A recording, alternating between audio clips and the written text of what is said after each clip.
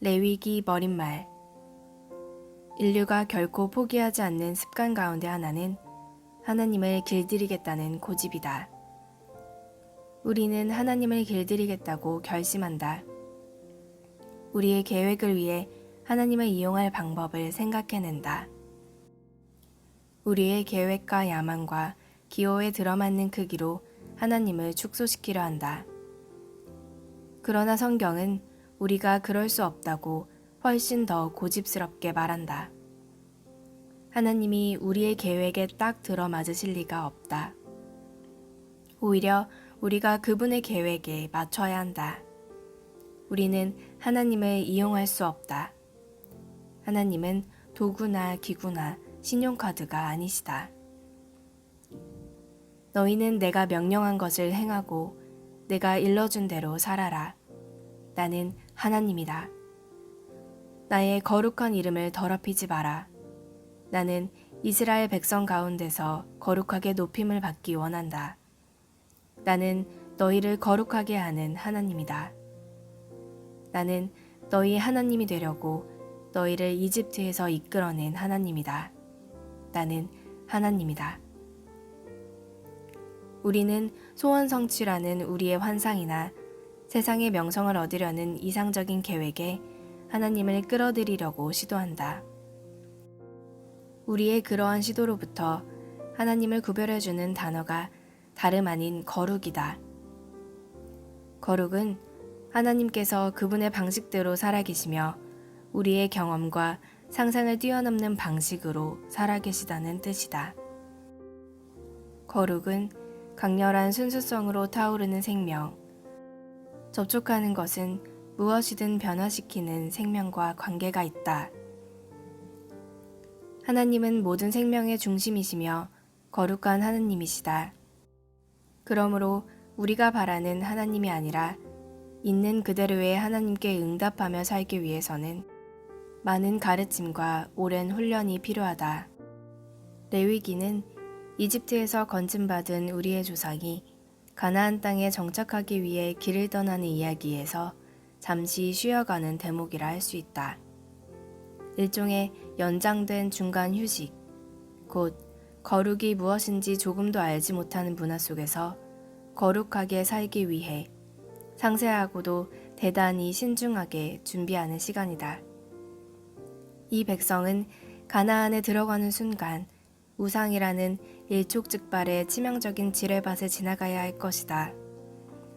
그 우상들은 우리가 원하는 것을 우리가 원하는 대로 우리가 원하는 때에 우리에게 주십시오 라고 외치는 신에 대한 우리의 환상에 부합하는 것들이다.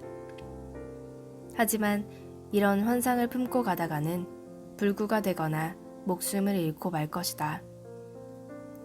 모든 나라와 문화 속에서 구원받은 하나님의 백성을 하나님께서 창조하신 목적대로 곧 하나님이 거룩하신 것처럼 거룩하게 살도록 가르치는 많은 교훈과 오랜 훈련의 출발점이 바로 레위기다. 이런 관점에서 레위기를 읽을 때 우리의 마음을 울리는 첫 번째 사실은 이 거룩하신 하나님께서 실제로 우리와 함께 하신다는 것이며 우리 삶의 세세한 부분이 모두 이 거룩하신 하나님의 현존에 영향을 받는다는 것이다. 우리 안에 있는 것도 우리의 관계도 우리의 환경도 예외가 아니다. 두 번째 사실은 하나님께서 우리 안과 우리 주위에 있는 모든 것을 그분의 거룩한 임재 속으로 가져가셔서 그 모든 것이 거룩하신 분의 강렬한 불꽃 속에서 변화되는 길, 희생제사, 절기, 안식일을 우리에게 제공하신다는 것이다. 그분의 임재 속으로 들어가는 것은 근사한 일이다. 우리도 고대 이스라엘 백성처럼 매 순간 그분의 임재 가운데 서 있다. 우리 주님은 우리 근처의 장막이나 집에 거하시지 않는다. 그분은 신자인 우리 안에 그리고 우리들 가운데 거하시면서 이렇게 말씀하신다. 내가 거룩하니 너희도 거룩하여라.